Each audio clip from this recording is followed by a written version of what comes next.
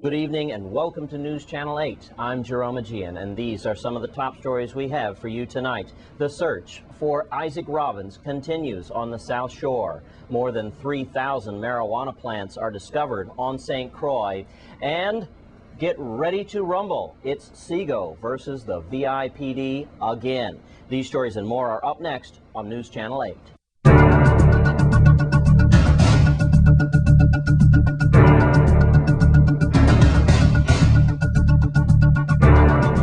In our top story tonight, have you heard helicopters going overhead and on South Shore? It was the Virgin Islands Police Department on a continuing elusive search of 20-year-old Isaac Robbins.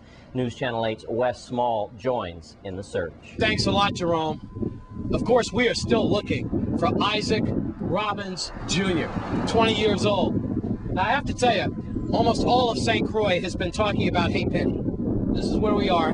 Just to let you know, this is Many Paws Road as the cameraman pans down. We have heard reports that a body has been found in this area. And of course, we are still looking for Isaac Robbins Jr. You're looking at now some B-roll, what we call it, looking at some file footage of Deputy Police Chief Hal. You can't see him, but he is inside that chopper right now as it zooms overhead. Also, we believe the seaplane, Seaborn, has been used as well. The media has been asked to be very delicate with this story. There's been rumors of kidnappings, possible retribution against Isaac Robbins Jr. And in other news, more than 3,000 marijuana plants were discovered in Estate Tortola just outside of Grove. News Channel 8's Wes Small brings this exclusive report.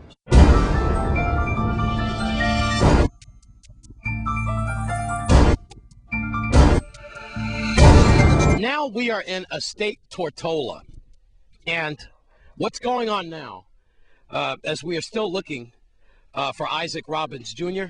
Last we were on the South Shore. Well, now our search has taken us here into this backyard, but it's not related to Isaac Robbins Jr.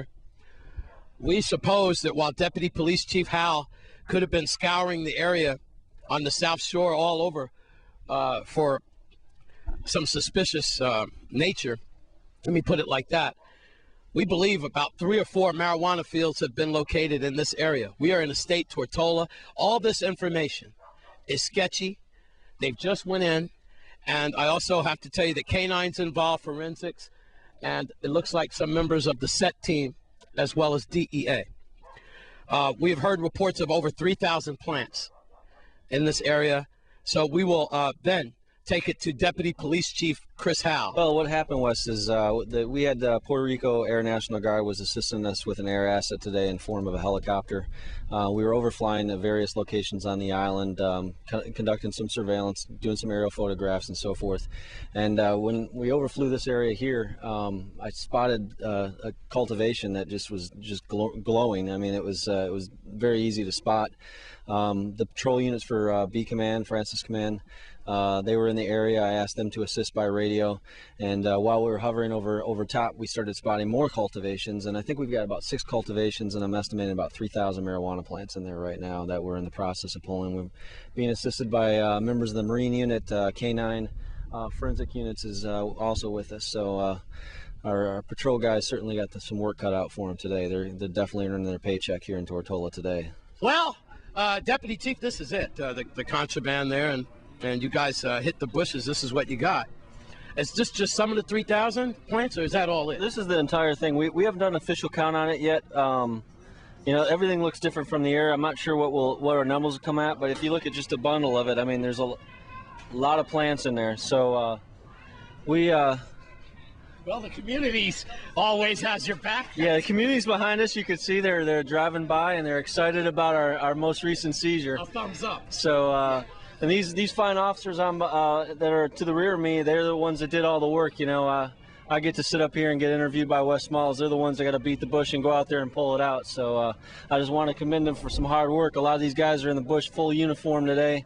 It's a typical tropical day here in the Virgin Islands. It's 85 degrees. Pretty hot. And You know, these guys did an outstanding job out there on moment's notice. Like I said earlier, you know, we didn't go in there looking for it, but once we spot it, we can't leave it behind. So, how many suspects do we have in custody today? We've got one in custody on actually a separate grow from a state that isn't from a state Tortola. While we were flying the South Shore area, we spotted an individual pulling marijuana plants out in the state work and rest, and he was apprehended by members of our canine team, and he was arrested. And we've got several people we're interviewing as a result of this seizure here in back of us. So, okay, all right. Well, there you have it. We are at Rainbow Command, and as you can see, it's a pretty big haul today.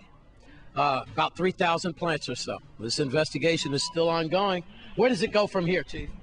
Well, of course, we got to conduct some interviews, and we're going to be referring this over to the HIDA task force. They're the specialty agency for this sort of stuff, so those guys will be following it up from the patrol division here. A certain percentage of this will go off to a lab in Miami, Florida for analysis. The rest of it will be burned in an incinerator. So, all right. Well, there you have it. A pretty big haul today, that's for sure. And we are in Rainbow Command. Very hot. News Channel 8's Wes Small. Recently, there's been a lot of controversy involving the federal peace officers in our territory.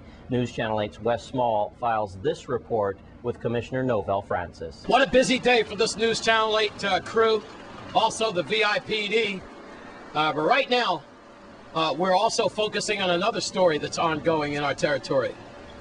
Peace officers, the federal peace officers, and how they work with local officers for the future. VIPD Commissioner Novell Francis. Thanks a lot, Wes. As you know, we had a recent legislation that the governor had proposed, and also the Senate President had brought before the legislature last week regarding peace officers and getting the federal authorities to get peace officer status in the Virgin Islands. And certainly there have been some contentions about that, but simply the bill wasn't submitted by the governor's office, and we're hoping that the legislature will actually mark it up and hopefully come with a final outcome of the bill. The peace officers' request is simply for our federal agents, again, to continue to work with the Virgin Islands Police Department, and that they'll have the local authority to enforce some of the laws and the statutes that we're seeing here. As you know, that there was a pullout by the ATF sometime last year as a result of a shooting incident, and also there was some question of whether or not they had jurisdictional authority to enforce local statutes. The Attorney General at that time determined that they did not have local enforcement powers, and as a result of that, after the governor had gone to Washington and had some discussion with ATF in terms of returning to the Virgin Islands, and we need not discuss the fact that we have had 56 homicides last year, and 98% of those involved firearms, and the need to have the federal authorities here to assist with the enforcement of our borders and also to track and trace some of the firearms that's coming into our territory. So I'm hoping that the legislature will definitely, in the second hearing, we're hoping to have the federal agents there as well to review this bill, and we could have a final outcome of it. I think that the fact of the matter is that our local police officers also assigned to the task force do have federal credentials, and we're looking to do the same thing in the reverse this time, given our local police officers similarly that they're able to work along with the federal agents. We're now giving the federal agents some authority in enforcing the local statutes and providing some protection for them. I think that that's the ultimate outcome of this, so that they don't find themselves personally liable in situations where they have to take police action. And if we see it as a force multiplier, I think that there's a lot of misnomer in our community where we're talking about the feds want to come in and investigate the local police department. I have an internal affairs agent and a reorganization of an internal affairs unit that will handle investigations of police officers' wrongdoing. And we're simply asking for us to get the peace officers to work along with our local police officers and also serve as a force multiplier, that they could also equally investigate local crimes while they happen within their presence. So with that, we are here at Rainbow Command. I'm Wes Small for News Channel 8. Thanks, Wes Small and Police Commissioner Novell Francis. When we come back from this break, more trouble in Frederickstead.